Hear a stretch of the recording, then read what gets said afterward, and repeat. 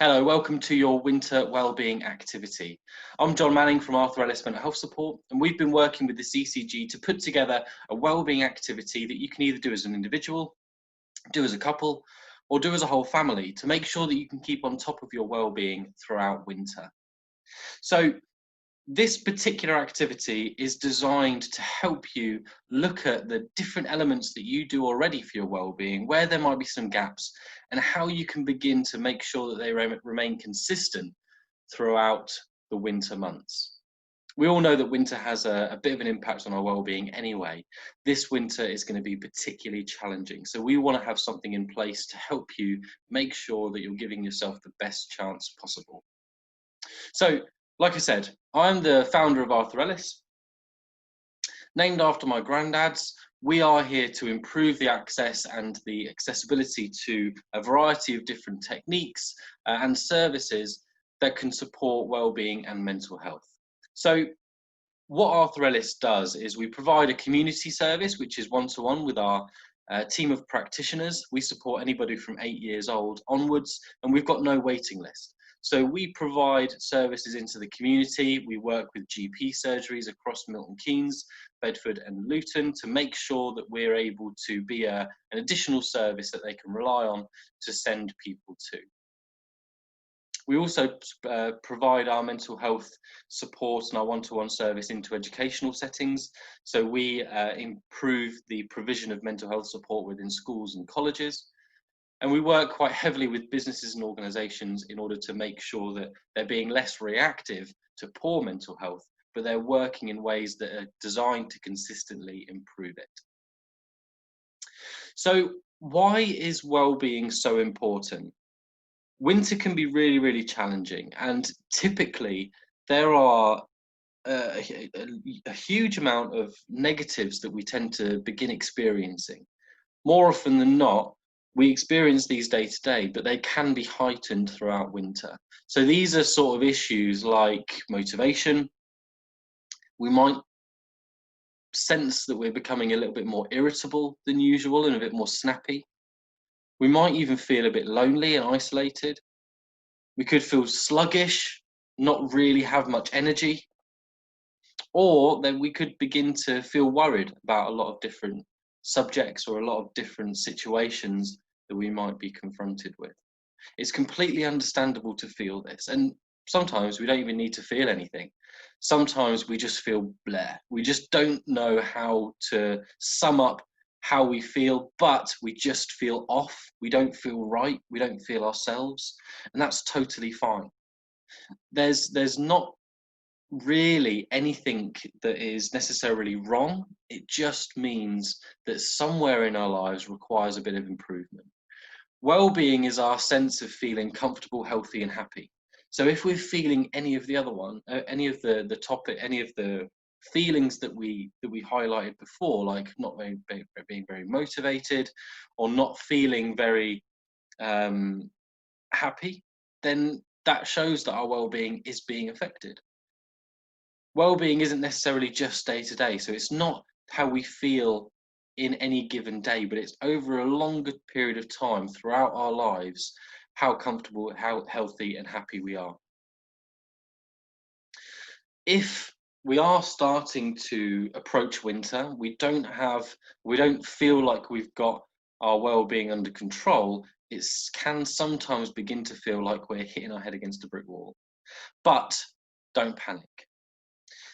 It just demonstrates to us that there are areas within our lifestyles or within our lives that need to be improved. It doesn't mean that there's anything wrong with us, and it's absolutely fine to feel like this sometimes. But we do need to know what areas we need to improve. We need to know the different elements of well-being in order to make sure that we can angle our improvements in the right way. So where do we do that? Where do we begin to look at the areas of our life or how we're spending our time, and how do we begin to improve those particular areas? So well-being is broken down into 5 particular elements, 5 pillars, with the local authorities typically called the 5 ways of well-being.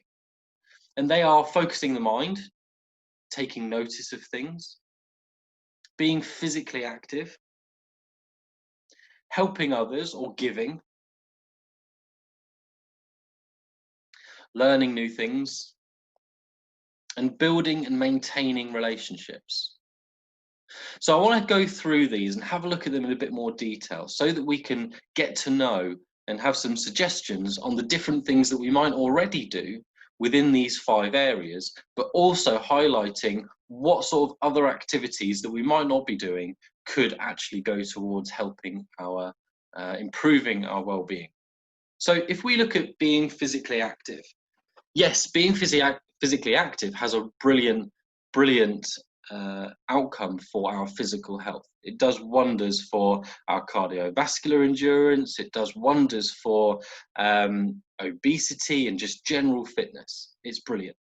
However, when it comes to the mind, being physically active is incredibly important. We all have this area of our brains called a hippocampus, and this hippocampus is responsible for memory, learning, and also regulating our emotions. So if we've been not exercising as much as we typically would, sometimes what we might recognize is that we start feeling a little bit more angry or start feeling a little bit more irritable, maybe snappy. And that's because the hippocampus hasn't got that consistency that it needs in order to regulate those emotions for us. It helps us become a lot more resilient to these sorts of changes. So the sort of exercise that we're talking about and physical activity that we're talking about with this is getting up to a point where we're consistently doing 20 minutes of walking per day. Now, it doesn't necessarily have to be walking. This is just something to give you an idea of the intensity that we're talking about. So if you are feeling particularly unmotivated, sometimes if we think about an hour's gym workout or something that's quite intense like that, it doesn't need to be that much. We can still get a huge amount of benefits for our mental health and well-being if we're just focusing on getting to that magic 20 minutes of walking per day. The consistency is really, really important with this as well. So it's important for us to not take on too much too soon, or we might start to feel a bit overwhelmed with it. Focusing the mind is the second of the 5 pillars, and focusing the mind has been proven to reduce anxiety and also improve our ability to problem solve. So this is focusing on anything that brings us into the present moment. So anything that helps us to focus the mind on something that is in the current time, so in the present. Reason being, and the reason why it has such an amazing impact on anxiety, is because that anxiety is an emotion we all experience. All of us have anxiety, all of us have it at different levels. Where anxiety becomes to be a little bit of a problem is when it starts impacting our activities in day-to-day life. So we might be stopping doing certain things because of those feelings and those emotions. So by focusing the mind, and anxiety being primarily drawn from future situations. So we're concerned and worried, and we've got that feeling of anxiety, typically about future situations. We're worrying about something that might be coming up.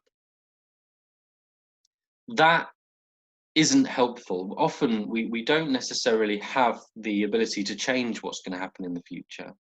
So by bringing ourselves back to the present and making sure that we're looking at what we can control and what's going on right now, we are in a much better position to be able to deal with those particular issues there and then.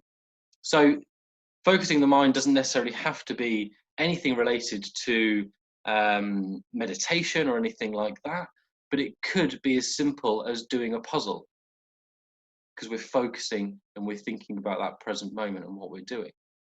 It could be that we just have a moment at the end of every day to focus on how we've been feeling that day, maybe reflecting on the different situations that we've come across, recognizing how we've dealt with them, and providing ourselves with some praise for that. It could be that mindfulness and meditation is good for you. If you are in a particularly anxious time, and you recognize that you are feeling quite nervous or worried about something, then mindfulness isn't necessarily the best thing for you at that particular time. Mindfulness isn't recommended for anxiety. Reason being is that because anxiety is drawn from overthinking about these future situations, if you are in your own mind at that point, it's not going to be helpful, and those thoughts are probably going to just continue unless you're very well practiced at mindfulness. So meditation, mindfulness is great as a form of practicing, but not as a form of, if you are feeling anxious, this is how to deal with it. You're much better off focusing on something like a puzzle, or looking and addressing the emotions that you're experiencing. You could go for a walk and really focus on the nature and the different things around you, the different sounds and the different feelings that you might get with that.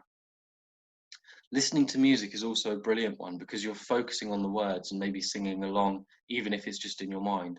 But it's, again, focusing the mind on things. So making sure that we have time for these things is really, really important. Learning is the third pillar that we're going to be focusing on. And learning is not necessarily just going to college or university or doing a course or a degree.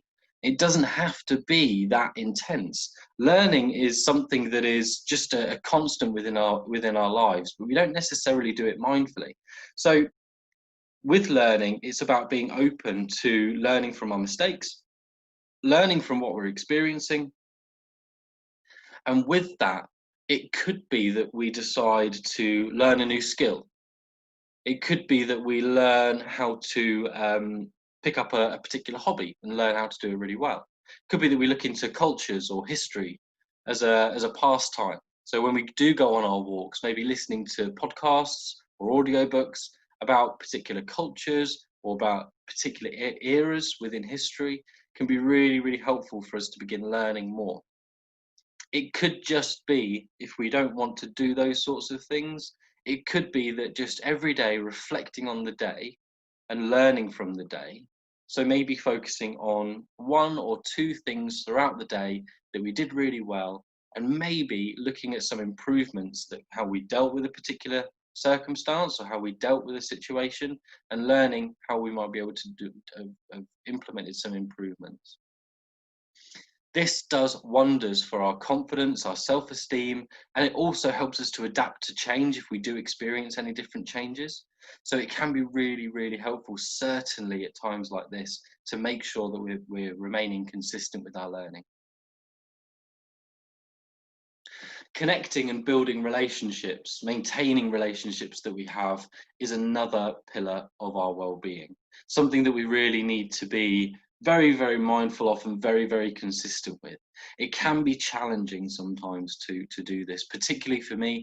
I find building and maintaining relationships quite challenging, mainly because with it just being online, it can be very, very difficult to ignore it or to choose other things to do. But online is absolutely fine. It's more the communication that's important. Having that sense of purpose and community around us. So if it's on the phone, or if it's on FaceTime or different things that we might be able to connect with people using, that is absolutely fine. It might be the dreaded Zoom that we use, which is, I know everyone's pretty zoomed out, but we're able to keep that communication and those connections with our friends and family consistent by using these tools. It could be that we just message or use social media. Or if we have children, or if we're looking at the wider family, they're able to game and spend time with their friends doing that. It makes sure that we've got that support in place for ourselves. It builds our support network. It gives us a sense of belonging and purpose, so that we're not just living for ourselves, we're living for a wider community, however big that is. And then it also helps us to combat stress. We're able to offload to the friends and family that we have. Sometimes people don't feel like they can offload to friends and family. They feel like they might be burdening others, especially if our friends and family have also got a lot on. But I'd like to address that by asking you a question. If you feel like you aren't going to speak to a colleague, speak to a friend or a family member about some issues that you might be experiencing, because you feel like you're going to be a burden on them, Ask yourself if they would be a burden on you if they were to do the same. If you were to approach a friend who didn't seem themselves, would you consider it a burden if they were to offload a bit on you? Often we won't look at it that way, but I'd like you to consider that if you are experiencing issues that you feel it might be helpful to talk to somebody about. You are certainly not a burden. And then there's helping others. This is an element of giving, and giving doesn't necessarily need to be donating to a charity or a cause. Giving is more around sharing our knowledge, our expertise, our time, and it doesn't cost us anything. It's something that if we're able to give our time, our knowledge and expertise without an expectation of anything back, that builds up something. It's altruism. It's building up wonderful feelings within ourselves for doing something for others.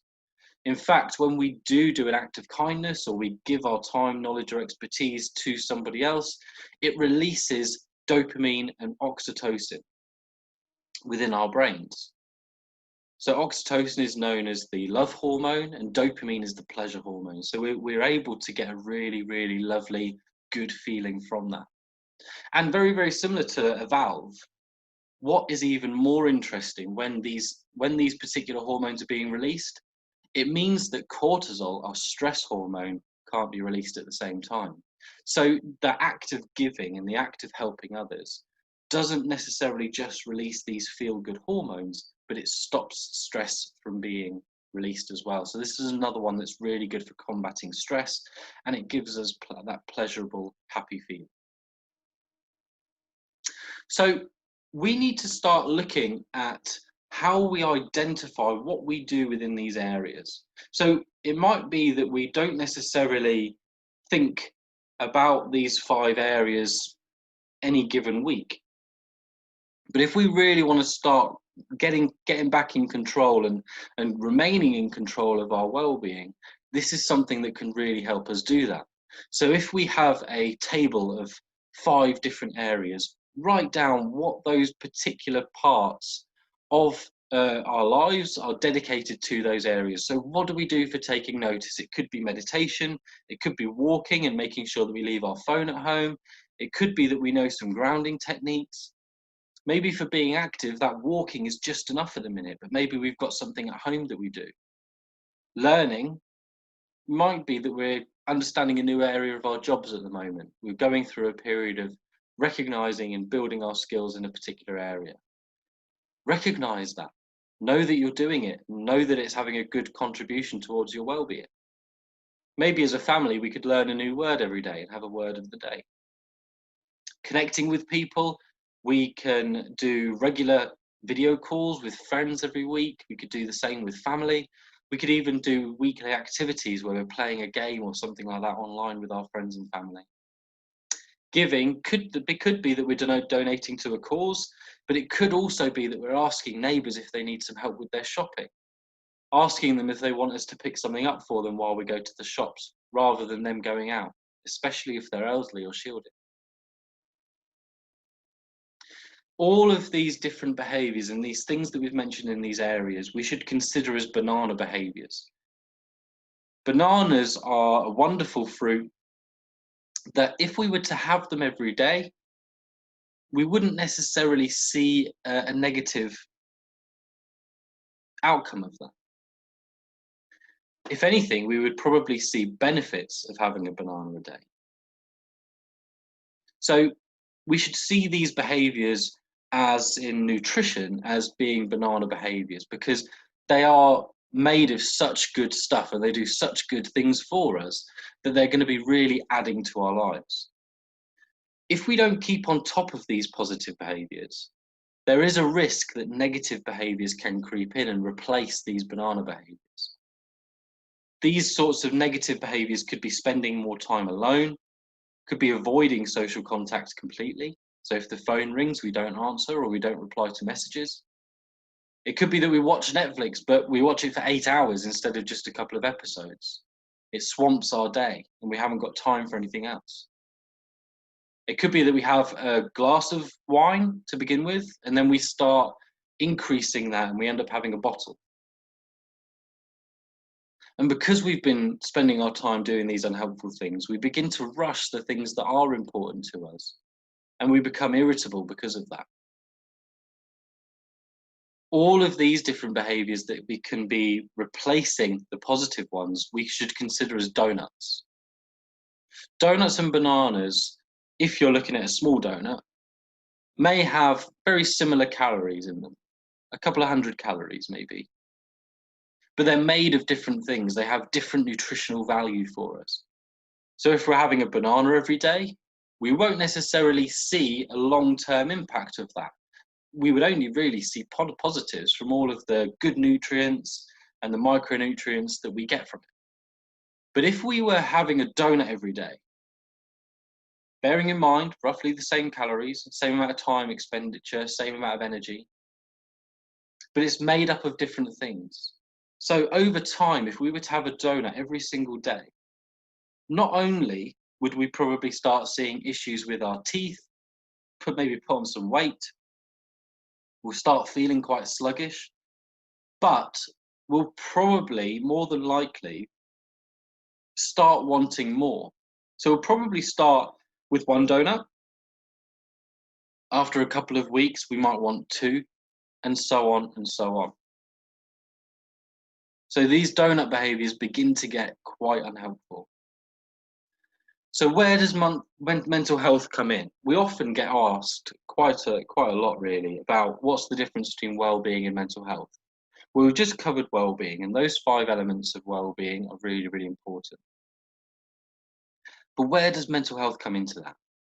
So if we have a look at some of these donut behaviors that we spoke about, being spending time alone, avoiding social contact, maybe staying in bed all day and becoming irritable, that can kick off a cycle where it begins to, if we're spending more time alone, we might start thinking over time that we're not good enough for anybody else. Our self-worth starts to get impacted, especially if these donut behaviors are replacing banana behaviors, where we do get good self-worth and it grows our self-esteem and confidence.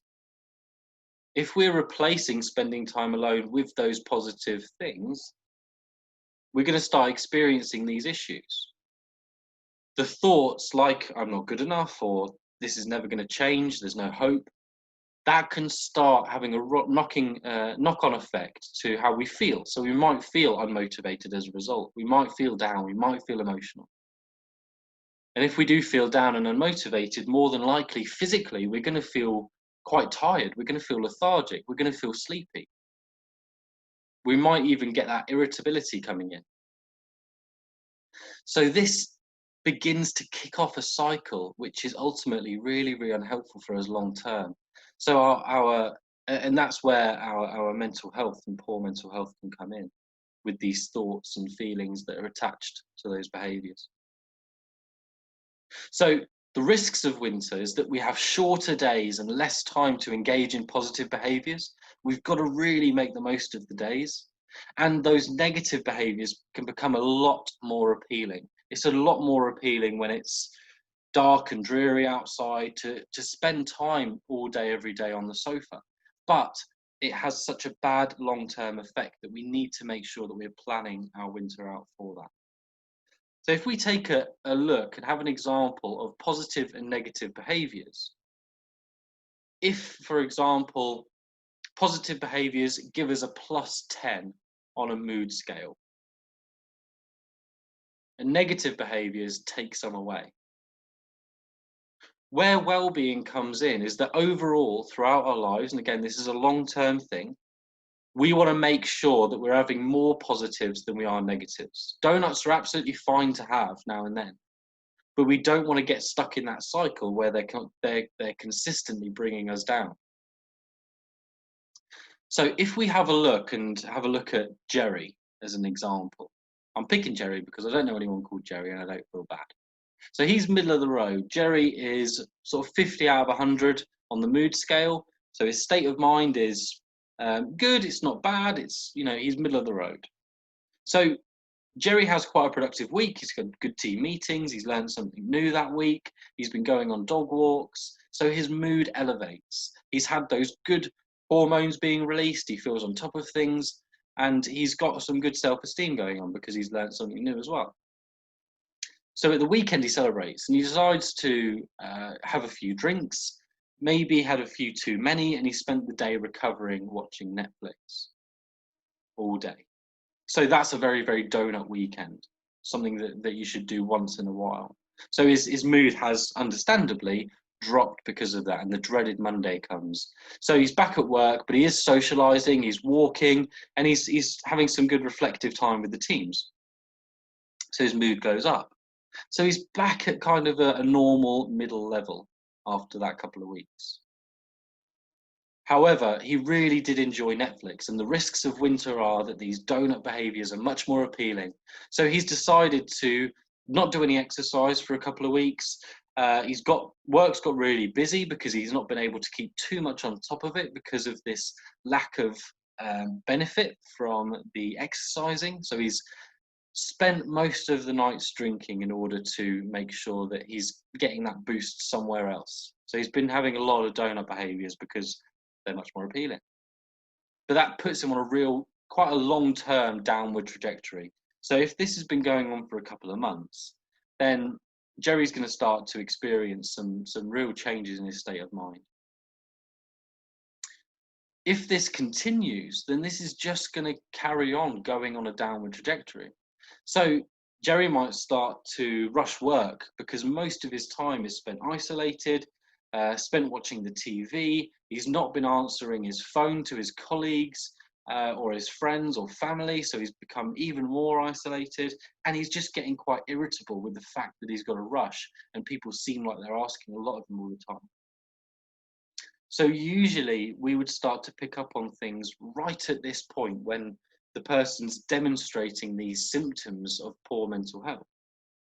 But if we're able to begin managing these positive behaviors, we can pick up on things a lot earlier, both for ourselves and for the other people around us.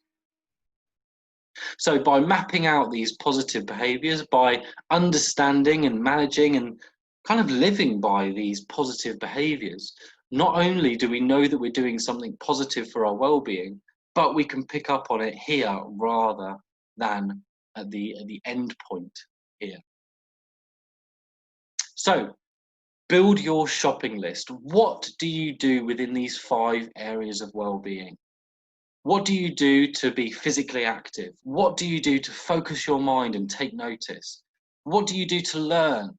What do you do to connect with people? And what do you do to give your time, your knowledge, or your expertise? This could be that you just do it by yourself and you map out these things you're alone. It could be that you do it as a whole family, so you have whole family activities within each of these pillars. But it's really important that if you're a mum and you're a dad, that mums and dads have their own things that they need to go away and do as well, either together or individually. So by mapping these things out, you can not only just make sure that you're getting everything that you need for your well-being, but you can support each other in order to achieve them as well. So if you do have weeks where you're particularly unmotivated, the others around you can provide you with accountability to help encourage you to get them done. And then you know that you're going to be on top of and in control and consistent with your well-being. So we want you to map out your well-being for the week as well. Often it's too easy for things to creep in and get in the way of different things that are so important for our well-being. So as a family, map out what you're doing for your well-being that week. Figure out when each of you are going to be doing different things so you can either help them or leave them alone to do it. We've also put on there the sunrise and sunset, so you can focus on when you're doing activities outside when the sun's up, and making sure that you can do things at home when the sun is down. We don't want to be encouraging people to be out when it's dark. So just make sure that you are considering all of that when you're planning out your wellbeing activities. This is going to be really helpful to help you keep on top of it. So from here, What I really, really want you guys to do is be mindful of your bananas and donuts. Remember, bananas are those things that you can have every day and it won't have too much of an impact on you. Donuts are the things that you can have once in a while. So if you're thinking about, is this activity good for me or bad for me in the long run? Think about, what if I was to do it every single day? What would it do for that trajectory? What would it do for my well-being long term if I was to do this all day, every day? If that is negative, then make sure that you're only doing it now and then. Treat it like a donut. Identify which areas you might need help with. So if you are particularly unmotivated or you really don't like exercising, then identify anyone that might be able to help you do it. So might it be that you walk with a friend so that you can make sure that you're both helping each other to achieve that goal? Bring your family in. Ask people to hold you to account. Ask them to make sure that you're doing it. Ask for help if you need to. And start with low effort things. It doesn't need to be a full workout straight away. Even if you can't reach that magic 20 minutes of walking, maybe go up the stairs a couple of times so you're still in the house. Maybe you just want to do a 10-minute walk or walk around the block. That's fine. But you've got a goal to set yourself to. So start working up to it.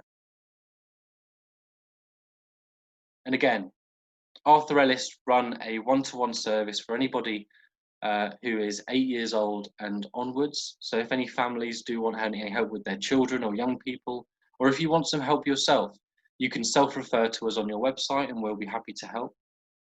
We also provide our services into schools and colleges. So if your school or your children's school may benefit from speaking to us, please feel free to recommend us. And also businesses. So if your employer, if you feel like your employer could do some more for staff's mental health, or maybe they don't do enough, or maybe you feel like it's ticking boxes and it's not quite in the right area, then please recommend us to your business and we will be more than happy to help. Thank you very much. Enjoy your winter wellbeing activity, which can be downloaded on the CCG website. And I hope you keep well this winter with everything going on. Stay well, stay safe, and thank you.